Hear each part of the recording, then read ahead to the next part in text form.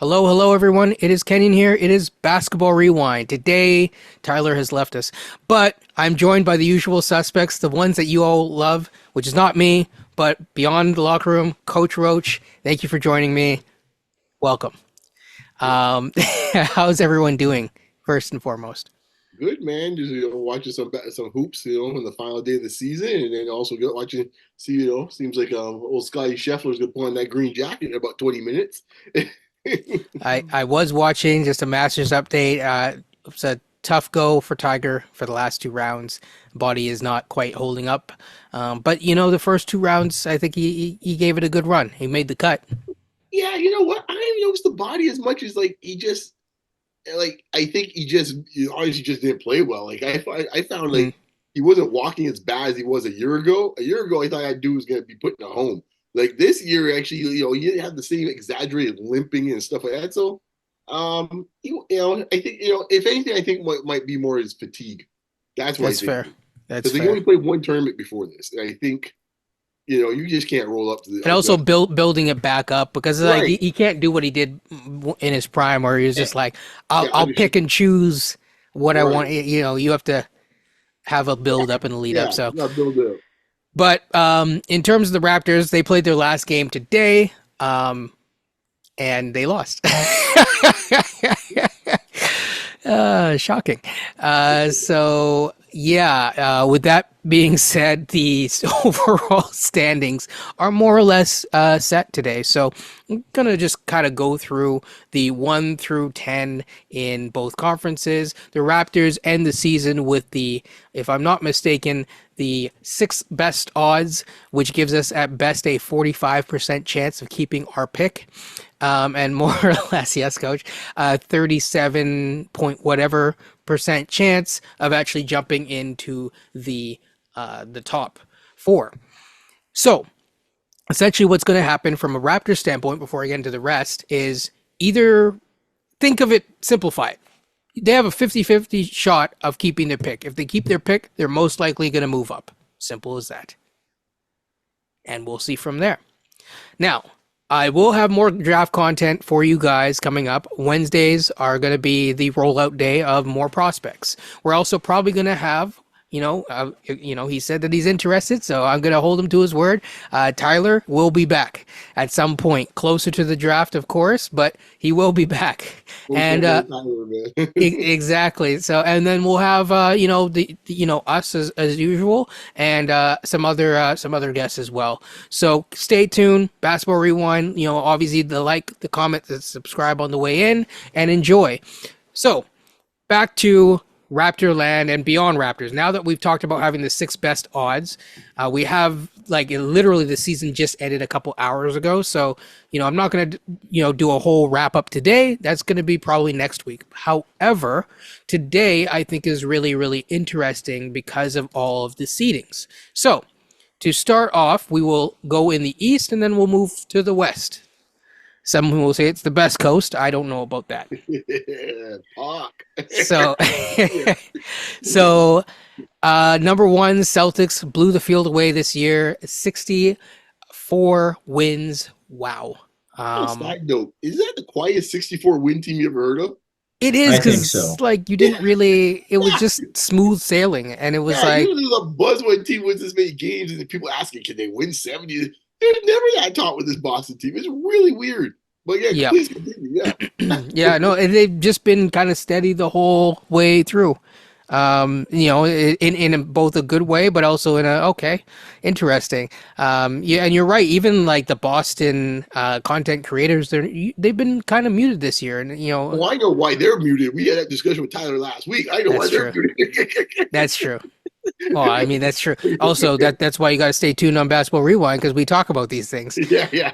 I know why they're muted. So they're they're obviously going to face the 8 seed, and so that the 8 seed is going to be, the winner of the play-in. So whoever wins the, of the 9, 10, or whoever ends up, someone who wins 2 games will end up facing Boston. That is your prize. Now, We go to the 4 or 5 matchup. That's going to be now the Cavs and the Magic. So things shifted a bit. The Knicks ended up moving up. The Cavs ended up kind of staying the same, but moved back a bit in the standings. And the Magic actually stayed exactly the same at the 5th seed. So, of course, from there, we get the matchup that we were most interested in, which is the Bucks versus the Pacers. I'm most excited about that because of how the in-season tournament went.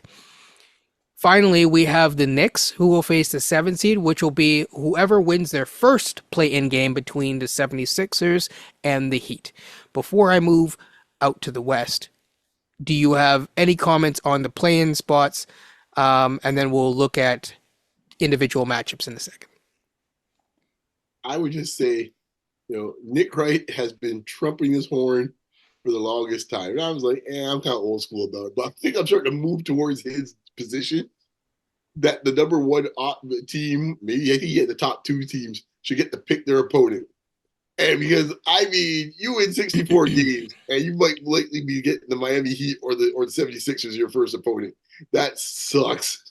You're Boston. That sucks. A fresh Embiid or Miami. Yes. Have at it. So you're not picking the Hawks or like any. I would say, let me put it this one. I think of the 4 teams there, Chicago's the least likeliest to be showing up in the postseason. It's fair. I think there is a world where I can see Atlanta be in the playoffs. And I think I know the matchups. I can see where they could be in the playoffs. And you're assuming that it would be against the Knicks? No, I'm assuming that Atlanta would be playing Boston. Or actually, no, they wouldn't. They cannot play the Knicks. Sorry, they can't play. They'll be playing Boston. Because I think that I can see Atlanta upsetting one of the other 2. Like, that's a possibility. I don't see it with Chicago. Right. I mean, Atlanta, yeah. And between the Heat or the 76ers, who do you think that Atlanta would prefer to play? I think in some ways, in some strange way, I think your instinct would tell you Miami, but I think they prefer to play Philadelphia, I think. Right, with Embiid coming back and still.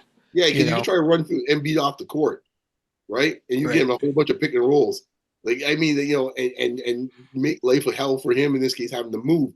I think in some ways that matchup, in some ways, I mean, it's not the same quite team that they played that they beat a couple of years back.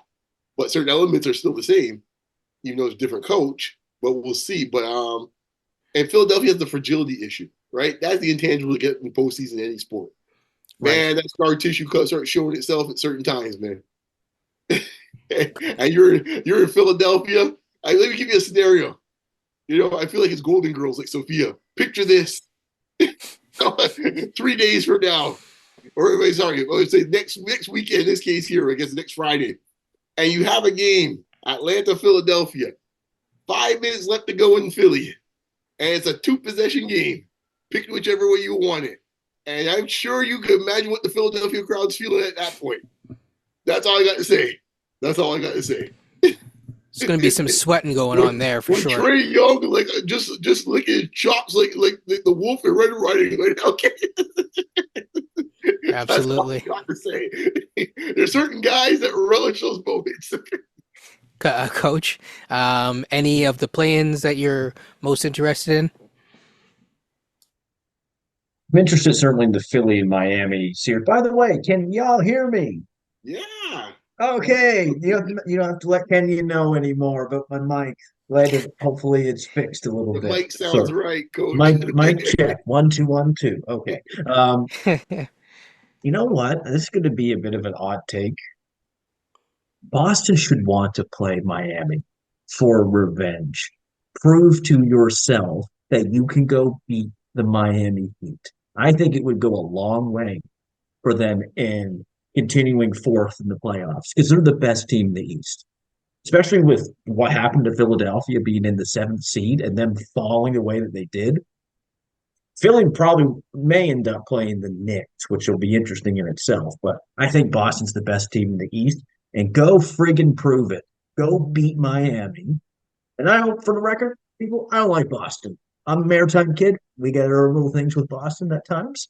But yeah, we're not big. Some of us aren't big Boston fans. But I'll just put it to you this way. If I am pro Boston in this playoffs, I want them to go and beat Miami. Get over the demons of playing Jimmy Butler.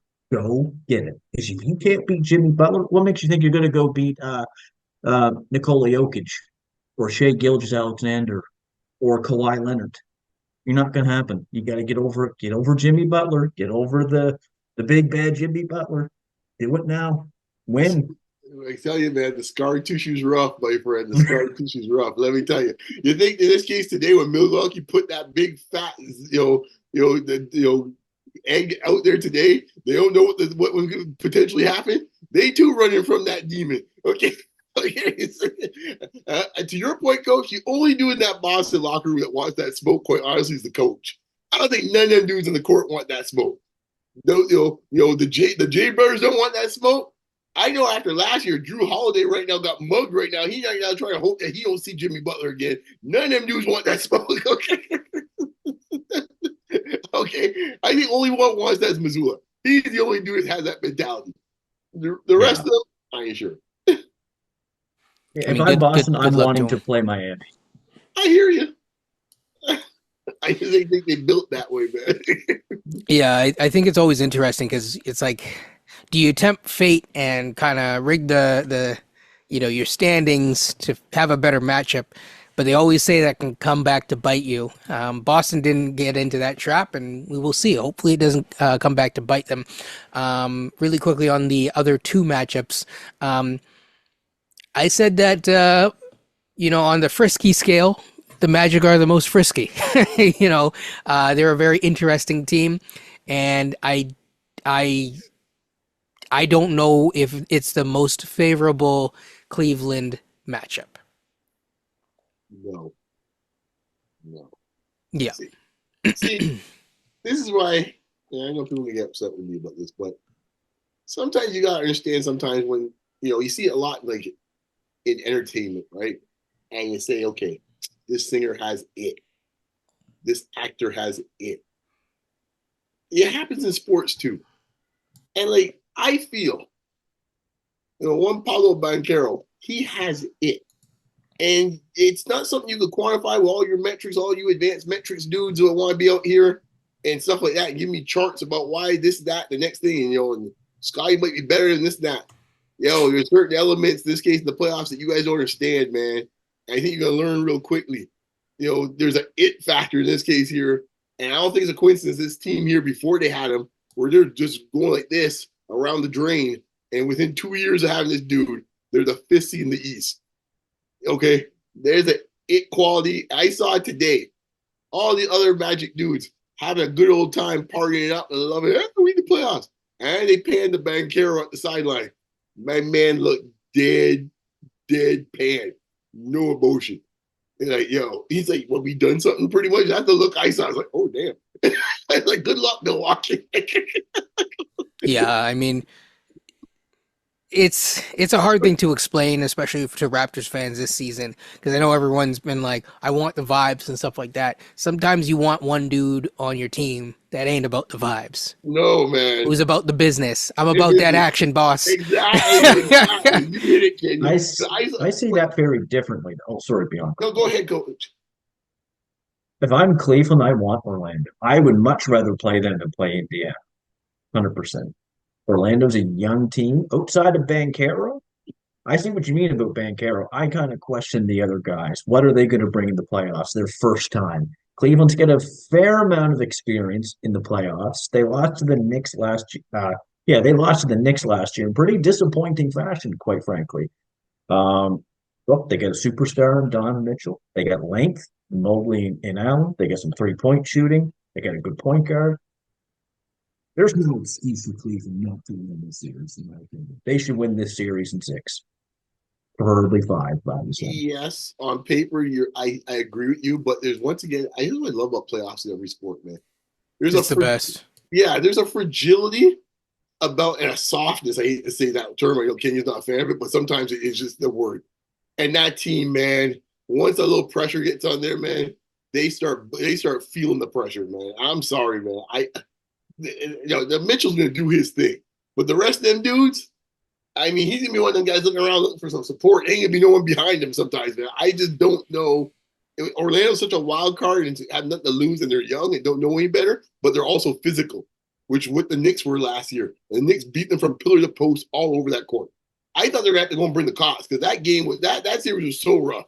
Like I was sitting there watching that day, I was like, I called my dad as a Knicks fan. I was like, my God, someone can get killed out here, man. Like I don't know. The referees thought it was 1992. Like they just I mean, I just look at it from matchups, right? Like, to me, Orlando is so interesting because they can throw so many guards at those two guards, and their guards are big guards by comparison. So they can throw Suggs, which, if you are a Raptors fan and you were on the I hate Jalen Suggs train, you probably need to apologize. I was never a Suggs guy at the draft, but I didn't think that he was a bad player. Right. I think a lot of people are too obsessed with keeping scorecards of, who said who was going to be good or not good or whatever, and forget all that. As I said before, he's going to be a good player. He's a very high floor player. He's a very smart player. And when he has, some sort of incentive, he's motivated. He's motivated. That's an interesting matchup, right? He and Yeah. Mitchell, right? But there's also Fultz. Yes, well, they have the type of guard matchups that can give the strength of Cleveland a little trouble, right? You got two big physical guards, and they're going to let them play in the playoffs. And that's going to be really the determination of how this series goes. How much do the referees let the guards play? If we're going to have pretty much, touch tag and touch football, and every second is going to be a whistle, cue Cleveland, check. Yeah. And if it's going to be like most playoff series we ever watch, and as the series gets longer, it gets rougher, cue it for Orlando. And that's pretty much where I see this thing heading. And that's why I think for, Cleveland, I mean, they don't have a say, but like they might have wanted Indiana more, to be perfectly honest, because Indiana doesn't have the guard and perimeter, defense to really stop them at all, or slow them down, say. Mm-hmm. Yes, there's two guys that I can think of off the top of my head, probably three if you include TJ McConnell, on the Indiana squad that does have, some sort of playoff experience. We, as Raptors fans, will remember Miles Turner early on, rookie Miles Turner, I believe. He gave JV some trouble that year, and he shows up for sure. There's obviously Siakam, but I think that this is a tougher. This will potentially make or break JB Bickerstaff as a coach, because this is not an easy matchup for them. No, it'll be a very good series, though. I will just say that also I wouldn't put it all on JB. I think a few other guys are going to have some moments of truth here. True. Right, because I think those two young guys that you've built this program about a little bit, Garland and Mobley, I think they're going to have to answer questions too if they can't get through. I think the Jared Allen question is that to come to fruition is like, do we move on and just put Mobley at 5 if this is where it's at? Because that could be a scenario too where or you get a different center. Right. Yeah. So there's a lot of things that could happen if things don't go right for Cleveland. Yes. So there you will put it highest stakes playoff series. The Bucks are also very interesting. Also stakes wise. Stakes wise, the Bucks are the most interesting to me because obviously if they're not successful, I don't think that Dame is going to go anywhere right away, but it will be very interesting to see what happens, if they're not successful. And to me, they should be winning this series, but it's not a foregone conclusion. There's something about, first of all, they have no perimeter defense, so it's going to be a scoreathon for sure in that entire, overall situation. And it's really who's going to be the first person to be able to muster up enough defense, in my opinion, to stop the other one's guards. Halliburton is obviously coming back from an injury. He's kind of slowly getting better and better. Dame is Dame, but I wouldn't count out Indiana. I expect that to go about six games, and we'll see. It could go more. Are we doing picks right now? Or are we holding off? No, we could hold them off. But we'll hold them off until the very end, and then we'll just go through. We'll just focus on the series that are most set right now. Yeah. So let's take a stab at this series. What your thoughts are on it? Sure, sure. You know what? Let's do that right now. Well, we So just talked Cleveland, so I wasn't sure if we're doing the same thing with these guys. Like, yeah, well, I was gonna go through the West and come back, but yeah, okay, no, do the West then. Sorry, my bad, man. Sorry, folks. no, no. So in terms of the West, we have the Thunder, obviously, ending the season with the first overall seed. Sorry, Denver. I know everyone was saying Denver, Denver, Denver. No, no, no, no. Shea got this, and hopefully it helps him with the MVP. I know everyone's assuming that it's a foregone conclusion. I know Jokic has really done well, but I think we did talk about a lot of awards, not all NBA, and we have time for that for the next episode. But really, I think that Shea deserves this, and I'm really glad that that team came together throughout. Number two, obviously, with the same record, the Nuggets. Number three, slipping a little bit behind, is obviously the T Wolves.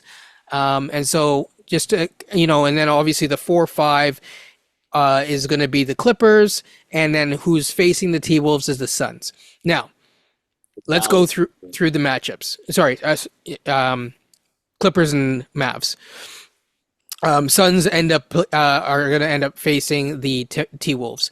Now, if we go through who's going to make it through the play-in and potentially play the 1 and the 2 seeds, the winner of the Lakers and Pelicans get the privilege of facing off against the Nuggets. I have my preference.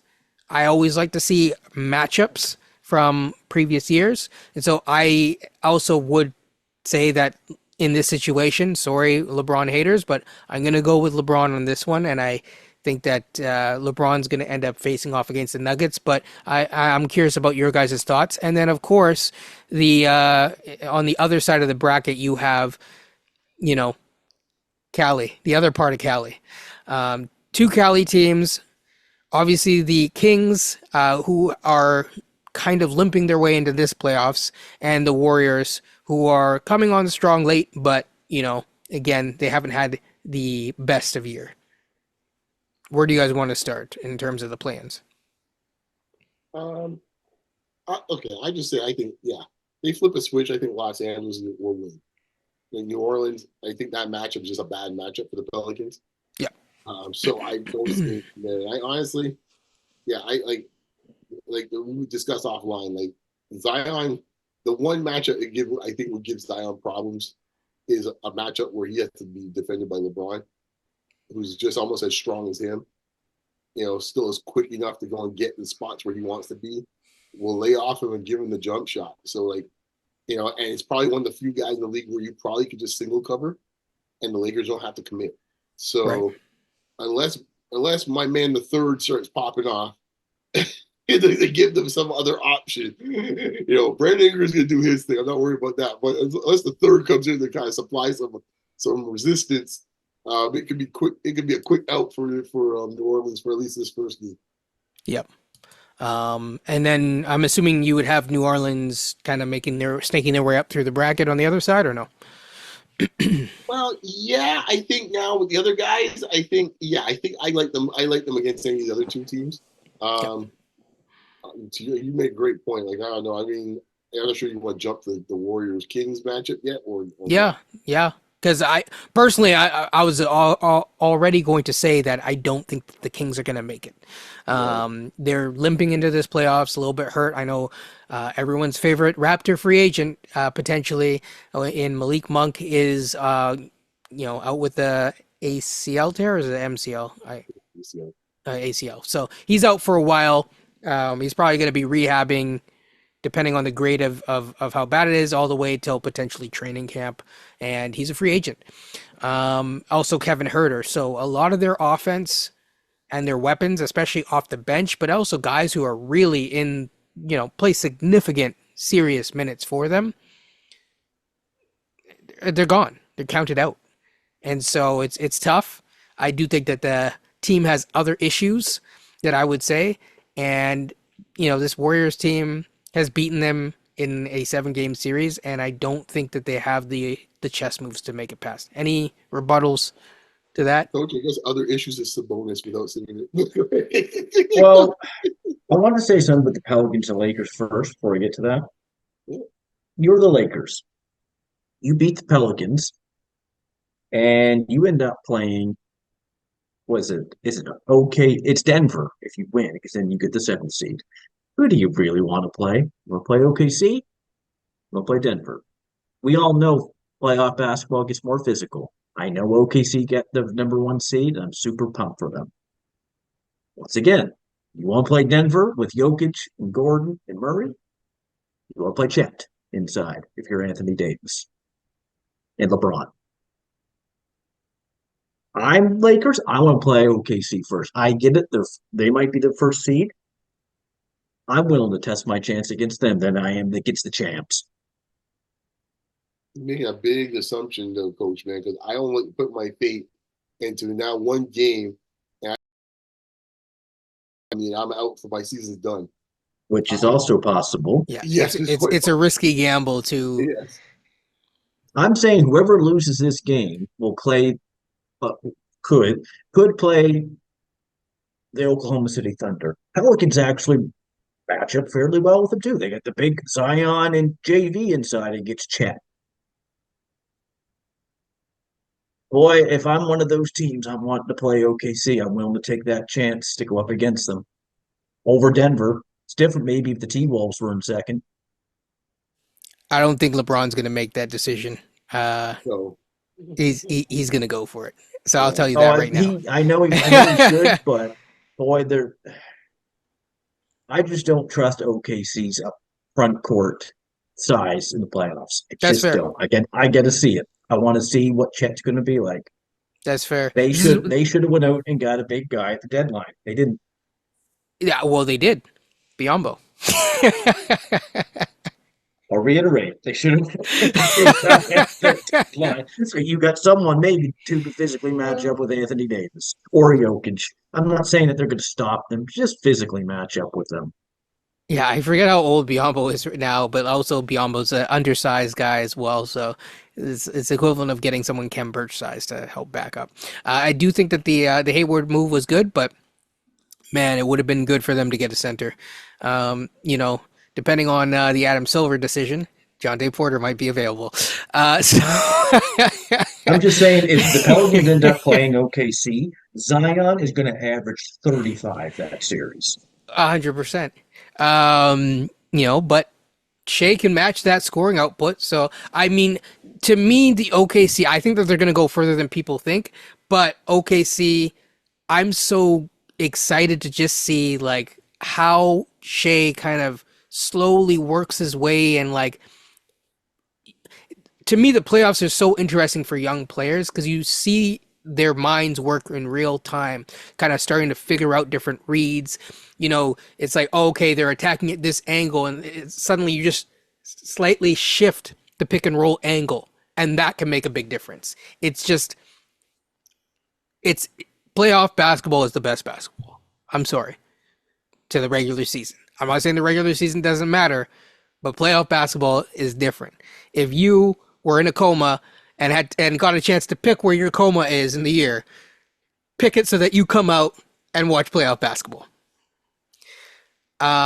Okay, so we kind of already talked about the 1-2 matchups that could, potentially go. So let's go to the remaining ones, then we'll give our takes on the known series. Okay. Clippers, Mavs, any thoughts?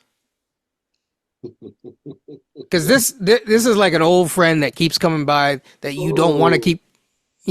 Can you please stop leaving your stuff at my house? Warm, cozy blanket, boy. Let me tell you. Will Luka get them again? This is Jimmy Butler to Boston, what Luka is to the Clippers. Yep. So there's a chance. We ready, folks. Ready, folks. Yes. Yeah.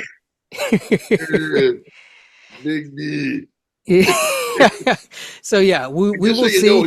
This ain't no thing, man. It's old school, boys. Oh, is that Finley? Okay, Finley. yeah. Michael Finley, very nice. Number 4. We'll have to talk about him on Dallas versus his years on the as a Spur another time. But what I will say is this: it's gonna be a very good series. To me, that is the best Western series because you really get to see, okay, do I finally get over this monkey off my back? Finally. Right? And if they lose, it'll be interesting because of course the looming, Paul George hasn't signed his extension, didn't get offered an extension yet. So, what happens? This is a very interesting series. They have enough weapons. It's hard to say. I know people aren't considering them a super team, but it's, I mean, just in terms of the amount of stuff that they're throwing at there, it's a super team. But Luka has some backup too. And there doesn't seem to have been enough distractions in Texas and whatnot. So his backup's ready. So it's, to me, that's the most interesting. Who are you taking in this matchup? Then we'll go to the Suns and Wolves, and then we'll go back out east. You really need to ask me that question? How many games? You're the resident Mavs fan. This thing's going 6 at best, might be 5. You think 5 games? Okay, all right. Let me see here. When they played the last couple times, you can make the argument the personnel was better to guard Luka than he was dropping 40 a night against them. So now we got what? Oh, James Harden to get switched on? How that gonna work out? This ain't Nicholas Batum, who's a half decent defender and still getting torched. Do you think that they'll start back with Westbrook in the starting lineup first? No, they're gonna start with their typical lineup in this case here because you got to deal with the personalities involved, right? So like Harden ain't built for this, so Harden's gonna have to start. But when he gets torched in this case here, and we get him on their mismatches, and he's getting work, then you're gonna have to make the switch, and it's still ain't gonna make much of a difference. So I would like to know who's guarding Luka. Never mind, as you said before, the other guy. Yeah, so they ain't got no answer for him either. No. And they have a good big man rotation. Clippers obviously have some solid front court depth, but there's a difference in terms of who has a more versatile team. I would say it's that's the thing. The last 2 playoff series, they played Big Z off the floor. Yeah. So there's another issue. I'm trying to figure out what they're gonna do. Yeah, because between I mean, Daniel Gafford is like, I wouldn't have minded him as a third big for the Raptors, honestly. And just for the record, yes, for those of you who are analytics darlings, he has almost identical just counting stats as Pirtle, but with way higher analytical stats. Well, I cracked you out a third center on our team, man. You might be the best center. What are you talking about? Well, that's my point. It's like, because we were talking about getting another big at the break, and like, yeah. He was one of the guys that I was like, sure, he's available. I'm interested. Let's have a conversation. Yeah. Like Dallas actually has some legitimate size now with Gafford and Lively. Like we actually have some help. So that OKC pick could have potentially. That we ended up flipping. It could have went for Gafford, but I digress. So, okay, fair enough. Any rebuttals, Coach? If not, we're going to move right along to the T-Wolves. I actually like the Clippers in this series. How many games? I don't like saying that, but I think the Clippers with their stuff with if you get a good Kawhi Leonard in this series, if he's balling, then I think they're going to be very tough to stop. Norm Powell's really good off the bench. Mind you, Tim Hardaway is actually probably going to win the 6th man of the year from all things that I'm reading. But I think there's a lot riding on the Clippers this season with Kawhi and with Paul George and what this is going to look like moving forward for them. I think Russ has really adapted well to his new role per se. I just think with all that they have to offer, if they play defense, they can put multiple guys on Luka. Luka will probably still get 30 to 40. How many shots is he putting up? And I like Luka a lot, but Kawhi Leonard's very efficient in the playoffs. If Paul George is respectable in the playoffs, I think it's going to be a tough matchup. If I'm getting the Paul George like we have a couple of years now, like especially in the bubble, who's shooting inside the backboard. Yeah, I was gonna say. That was a little playoff rough, P. but I think it's going to be a good series. I'm just looking at some of their numbers on the year. I think the Clippers were third in offensive rating, and the Mavs, it's close for like on both sides. So the Clippers are fourth in offensive rating this year. So they had a really good year in terms of scoring the basketball. And the Clippers were 13th in defensive rating, and the Mavs were 15th. It's close. This is going to be a close series. I do wonder though. With I think there's just more weapons versatility wise on the Clippers with Kawhi and Paul George. See what Yeah. they got. So the Clippers definitely have the wing depth, but in terms of other positions, I'm going to go with the Mavs, other than point guard specifically in terms of depth. Although neither, well, I'd say the Clippers get the edge there. I will say this will go 7 games. Sorry, and I hope it does. I will pick the Mavs, but barely. It'll be like a last second, Kyrie one-handed skyhook, over whoever. I don't know, but yeah. So that's how I'm going. Because I think that there's going to be a little bit of a back and forth, and I think that the Clippers have at least enough tools at their disposal to really make it an interesting series, in my opinion. In terms of the next matchup, the T-Wolves and the Suns, I'm going to say right now the T-Wolves. I don't know what you guys have, but the Suns have, and I'm going to say in 5. I'll be nice. It'll be a gentleman's sweep. At the end of the day, I'm sorry, but they have no way to have any sort of rim protection on the Suns. There's none. There's Nurkic. That's it. Can they play Gobert off the floor? That is the question. That is the question. But the only way to do that is to play to be a jump shooting team, and we know where that can lead you. Some guys are pretty good at it. They do. They have one of the best. Got a few guys that are pretty good at it. I don't know, man. This is it's funny. This is the series right off the bat. We're gonna find out if this experiment can work. Cat's not back, right? Yep. No. If Cat was back, I'd be Right. like 4 games. Because what's going to end up happening is that I think you're going to end up seeing a lot of Nas Reed at 5. And I think that's the way if Minnesota wins, that's the way they're going to win this series. Because I'm sorry, I ain't put much faith in into the Stifle Tower at this time of the season. He's played well in the playoffs though before, and even with worse perimeter defenders in front of him.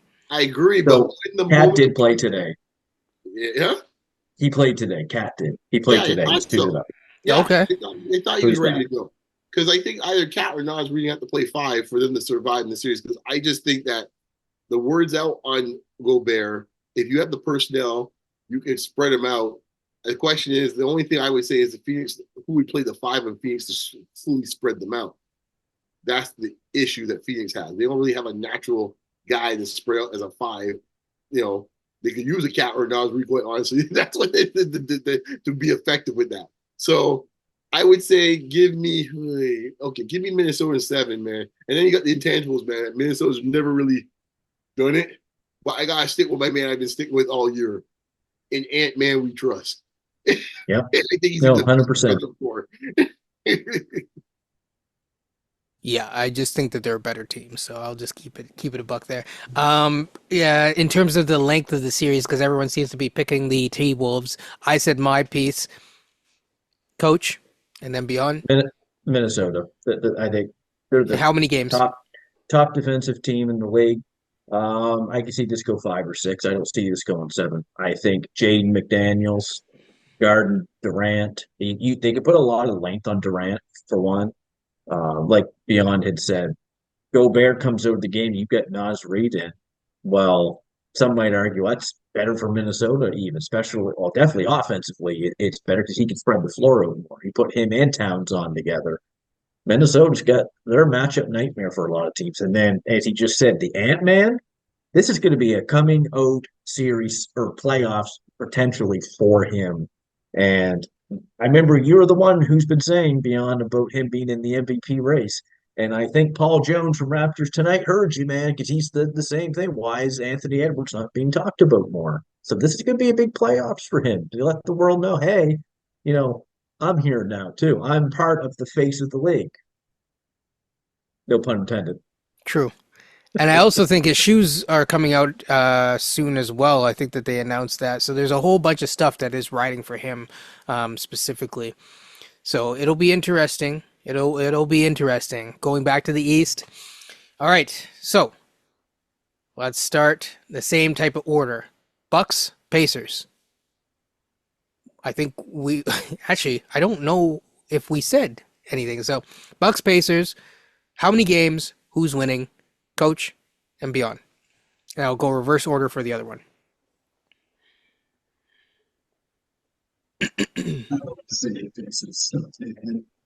Sorry, say again?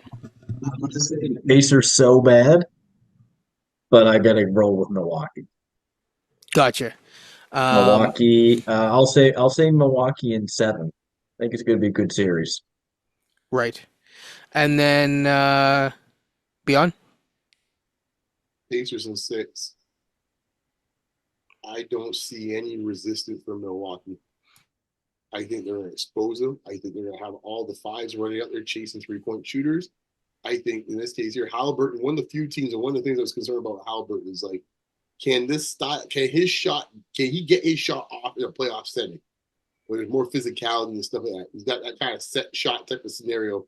Can he actually kind of create his own offense in this type of scenario in the playoffs? Now he got the exact type of team that he doesn't have to worry about that with, because God knows I like Dame time's great on the offensive end, but the defensive end, there's a matchup nightmare. They can't guard their own shadow. That backcourt in Milwaukee. So and let's face it, God bless him. I ain't really one to pick on Doc, but Doc ain't one to really make quick adjustments. I'll just say that much, okay? All right, I try to go on Doc. Some people have like a vendetta on Doc. I don't actually. I think Doc's good for the game, but Doc can be one to make quick changes when these type of things happen. He can ride that for about 3 games, and the damage can be piling up. Okay, and then the other part you have here is, in some ways, like the front court factor in Indiana. Watching it today, as I said before, we're going to spread you out. I think Siakam's going to be a bit of an issue for them in a certain way, because I think he's going to be kind of slithery enough to kind of create issues where it's like, you don't want, in the years when we played Milwaukee in the past, they used to have Giannis on him later on in the series, not necessarily initially. And I don't think in this team they could get away with that. I think Giannis has to be on Siakam immediately. Yeah, which makes it tough because then it's like, who's Brook Lopez guarding? And then it's like, okay, do you transition that into Bobby Portis, who is not always the most disciplined on the court? Right, he's had his troubles with Siakam as well too. So I think, and you don't want to tire out your offensive player playing like their most dangerous offensive threat, perhaps, or one of them. And also, too, Siakam could draw fouls, which is another thing you got to be careful of. Especially when things slow down in the postseason, you have to get to the foul line. And this is something that I've said to the audience multiple times throughout, is that it is a skill that you have to have, whether you're a number 1 or a number 2. Exactly. It's very important. Yeah, but this is why Indiana made this move. They knew they were going to get the playoffs this year. This is why you go out and get a guy like the Siakam to go up and match up a team against like Milwaukee. Well, some of the people who are commenting will not like what you're saying, Coach. But I agree. Why is that?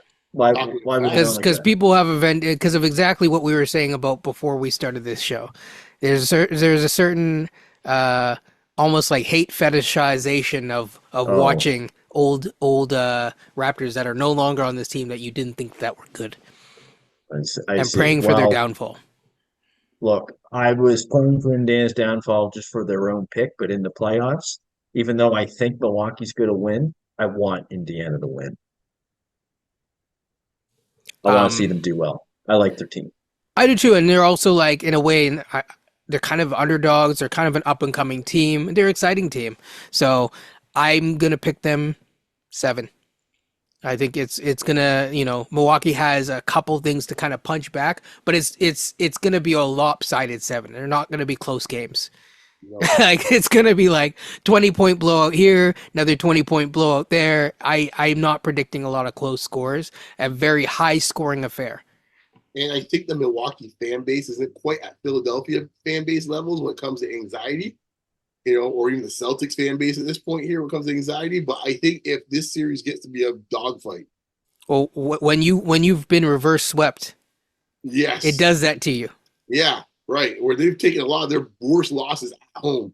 Trust me, if that series ends up being close in those home games against Indiana, who are that explosive, yeah, like don't tell me if you told me there's a game where Milwaukee gets blown at home and they're booing by about the early fourth quarter, I would not be surprised. No, not at all. Okay, in reverse order. So beyond you first, the next matchup, which is Cleveland versus the Magic. We'll talk at some point about the other two matchups, but yeah. Um, you know what? I like Orlando in this series, man. I don't have faith in Cleveland. I don't trust Cleveland. Like Cleveland defensively, I think is a bit of a paper tiger. On in theory they should be a very good defensive team and they probably have decent enough stats, but I just think there's a physicality and a will that is I just don't feel for them. They're one of those teams where no one's frightened of them. Like no one's sitting there like, ooh, we gotta deal with Cleveland. No one's frightened of Cleveland. And I don't think I know that what I saw that man's face today, you know, I'm sitting there going like he like a fella just waiting for the playoffs, man. And he get him with my man from Michigan, with their breakout time, they're gonna be a problem for Cleveland because I don't know. This series is gonna be fascinating to watch. We talked about the guard matchups, but listen, Cleveland fans, this is the moment of truth in my mind in this series of where you think that Mobley's gonna be. Because like, there ain't no place to run, man. Like he either gonna be running around chasing Franz or he can be dealing with the big man. And ain't gonna be really no place to run. He got to show up. Like, he got to be a soft at best or close to it. Like, he can't be putting up no like 10 boards and like 8 or 9 points. Like he can't be coming with that business. Not in this series. And Jarrett Allen, I think, is a guy that has been pretty much kind of the go-bear for the East. He is taking some hits in the playoffs. He ain't been pretty. Be it if he's a Brooklyn uniform or this uniform. He's been kind of roughed up. I will say this, right? I was talking on a space earlier about different centers that Messiah's always tried to go for. Jared Allen is another one. Where it's like, why are you going? Look, I like Jared Allen at the time, but at the same time, you're like, is he the right center for us? Probably not. We would have ran into the same issue because we would have gotten him the same year that we got Scotty and Siakam. You would have been in the same place earlier. Very good center, but there's those types of centers are valuable, but you have to have the right team. And are you building around that? You're not building around Jared Allen. Jared Allen is a very good player. You're not building around Jared Allen or Pirtle or others. Okay. So, with that being said, yeah, Coach is going to have to give his stuff. I think Cleveland wins this series, and it's mainly because of experience. I just don't know what Orlando is going to bring in the playoffs. Like Beyond said, they're the number one defensive team. Excuse me, I think they were number 2 in defense in the league for the year. Cleveland was 25, but at the same time, Cleveland was pretty good offensively. I just think Mitchell's the best player in this series, and I think kind of what he said is a little bit of make or break. So I think that Cleveland will rise to the occasion in this round. After this round, I wouldn't have too much faith in them after that. But I think they have enough to get by the first round against Orlando. I'm going to say Cleveland in 6. Okay. So, I think that's it. I don't know. Actually, no. I didn't give my take. I have the same, except reverse teams. I have Magic in 6. I really think that Cleveland is going to struggle with those guards, especially since the 2 guards or the 3 guards that Orlando can really throw at them are all bigger. I didn't even talk about Anthony Black even, right? So there's Black, Suggs, Fultz. Those are 3 guys that you can put on their 2 top guys and 3 guys that actually play. I think, there's a chance that a guy like, say, Black might get kind of played off as, the series goes on because of experience. But overall, it's not going to be easy. They have the athleticism, the size, the speed. to match them blow for blow in terms of offense versus defense, and they're a good defensive team. I Do don't they think have that's, enough offense to keep up to match that? That is going to be the question for this matchup. yeah, I don't think I gave my assessment. I was like Magic was 6 as well too. Okay, yeah. So we're you and I are the same for this one. Mm-hmm. Coach is the odd man out. Just kidding. And I'm the odd one out. And I'm the odd one out too on the other series, the Milwaukee and Indiana, Oh I yeah. think. yes, But I yes. totally forgot. Is Giannis playing in the playoffs or not? Is I is totally Giannis forgot about that. is Giannis Can playing you, in the playoffs? Yes, yes. Can you hear me? Yeah. yes. Okay. I So wasn't sure because he had an injury and he was out, so I don't know. I wasn't sure if he he'd be available. he will be forced to play by if he needs. Is this guy the worst type of team he could be playing with this type of injury? Yes, probably. Calf Like injury. Yeah. there are both long and that's why I'm saying like they need to start playing him at center, and there's long term questions with Giannis that you have that will come up I think throughout this playoff run, whether it's short or long, and it'll be interesting because I don't know if I'm not saying that he's gone from Milwaukee, but I don't know what his future in Milwaukee or that overall squad looks like. They might have a shorter window than we originally thought, and it might end up being this year and just the next. All right, that's been Basketball Rewind.